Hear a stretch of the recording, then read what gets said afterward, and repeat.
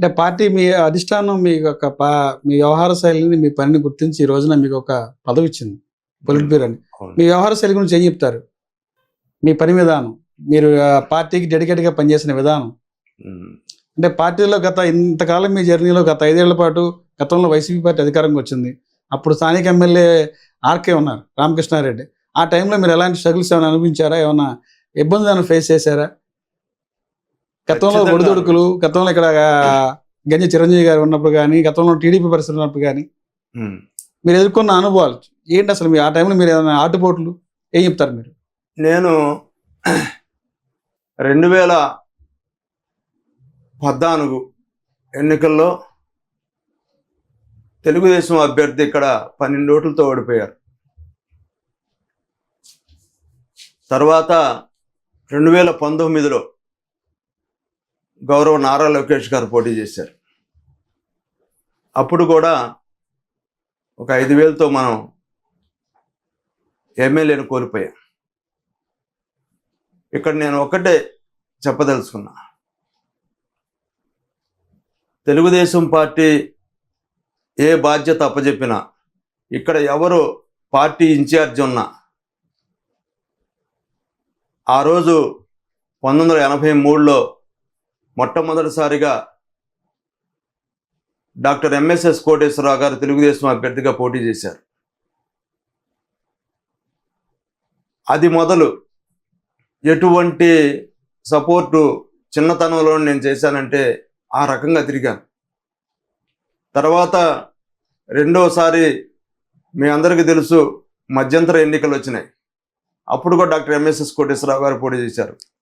89 వరకు కూడా doctor MSS Koteswararao గారు ఇక్కడ పనిచేయడం జరిగింది. ఆ తర్వాత కాంగ్రెస్ పాలన, మరలా 89 తర్వాత 5 సంవత్సరాల తర్వాత మళ్ళీ తెలుగుదేశం పార్టీ 94లో మళ్ళీ ఎన్టీ రామారావు గారు అధికారంలోకి వచ్చారు.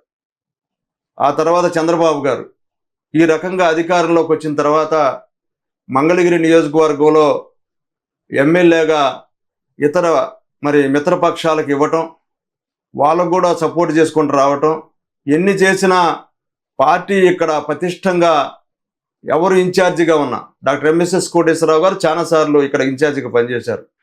ఆ తర్వాత వాళ్ళ తనయులు మాదాల రాజేంద్ర గారు 15 సంవత్సరాలు, దాదాపు 14-15 సంవత్సరాలు ఆయన కూడా ఇన్ఛార్జిగా పనిచేశారు.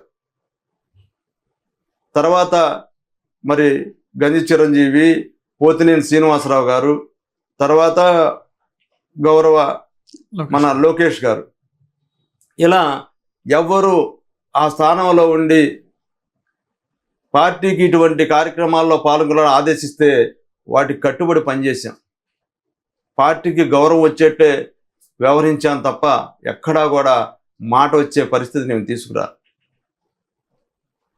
నాకు ఈ ప్రాంతంలో 10వ క్లస్టర్ ఇన్ఛార్జిగా నన్ను నియమించటం, అది ఒక బాధ్యతగా తీసుకున్నాను నేను. ఇక్కడ ఉన్నటువంటి చేనేత ప్రజలతో ఉన్నటువంటి సంబంధాలు నాకు బాగా కలిసి వచ్చింది. 2009లో మీరు చూసుకుంటే గుంటూరు పార్లమెంట్ అభ్యర్థిగా మంగళగిరి నియోజకవర్గ తెలుగుదేశం పార్టీ ఇన్ఛార్జ్ గౌరవనీయులు మాదాల రాజేంద్ర గారు పోటీ చేశారు. ఆ టైంలో మంగళగిరి కాన్స్టిట్యున్సీలో 1500 ఓట్ల మెజారిటీ వచ్చింది. కానీ రాజేంద్ర గారు నాకు అప్పచెప్పినటువంటి నా బూతుతో సహా ఇక్కడ దాదాపు 15-20 బూతులు నువ్వే చూడాలి అని చెప్పి ఆ రోజు చెప్పారు. సరే సార్ అని చెప్పి ఆ మొత్తం మనమే చూసాం. 7,000 ఓట్ల మెజారిటీ వచ్చింది. ఆయన 1500 కాన్స్టిట్యున్సీలో వస్తే 7,000 మెజారిటీ వచ్చింది. అంటే ఆ 7,000 లేకపోతే దాదాపు 12,000 మైనస్లో ఉంది. అంత పటిష్టంగా ఇక్కడ ప్రజలతో సత్సంబంధాలు కలిగి పార్టీని బలోపేతం చేయడం జరిగింది. రాజేంద్ర గారు కూడా మంచి సేవా దృక్పథం కలిగినటువంటి వ్యక్తి. చేనేత నాయకుడిగా నేనుంటే చేనేత కార్మికులకు హెల్త్ ప్యాకేజీ కింద ఆరోగ్య బీమా కార్డులు కేంద్ర రాష్ట్ర ప్రభుత్వాలు, ఇప్పుడు మన ప్రభుత్వం కాకపోయినా 200 రూపాయలు ప్రతి కార్మికుడు చెల్లిస్తే నలుగురు సభ్యులకి సంవత్సరం మొత్తం కూడా ఉచితంగా వైద్యం, ఒక జ్వరం వస్తే ఎమ్మటి వెళ్ళి చూపించుకుంటే ఫ్రీగా మందులు ఇచ్చేస్తారు. అటువంటి సదుపాయం ప్రభుత్వం కలగజేసింది. అది మనకెందుకులే, మన ప్రభుత్వం కాదు అనుకోలేదు రాజేంద్ర గారు. చేనేత కార్మికులు వాళ్ళు కట్టాల్సినటువంటి వాటాదానాన్ని కట్టలేకపోతే నన్ను పిలిపించారు. అదే నేను వాయిస్ ఇచ్చా ఒకరోజు, మీరు అందరూ కట్టుకోండి, మీకు మంచి ఉపయోగం ఇది పథకం అని చెప్పి. ఆయన పేపర్లో చూసి పిలిపించి ఏంటి ఈ పథకం అని అడిగారు. ఇదండి పొజిషను, 200 వాటాదానం కట్టాలి, వాళ్ళు కట్టలేకపోతున్నారు, ప్రభుత్వం 1400 కడుతుంది, సంవత్సరం మొత్తం కూడా వాళ్ళకి నలుగురు సభ్యుల కుటుంబాలకి మంచి సేవ అందిద్ది వైద్య సదుపాయం అంటే, సరే ఒక పని చేస్తావా, నేను చెప్పింది అన్నాడు. ఖచ్చితంగా చేస్తాను చెప్పండి అన్న. మొత్తం ఎన్ని వేల మంది ఉంటారు అన్నాడు. 3000 మంది పైనే కుటుంబాలు ఉంటాయి సార్ అన్న. ఆ 3000 మందికి నేనే కడతాను అమౌంట్ 200 కాడికి, నువ్వు సర్వీస్ చేస్తావా అన్నాడు. ఖచ్చితంగా చేస్తాను సార్ అన్న.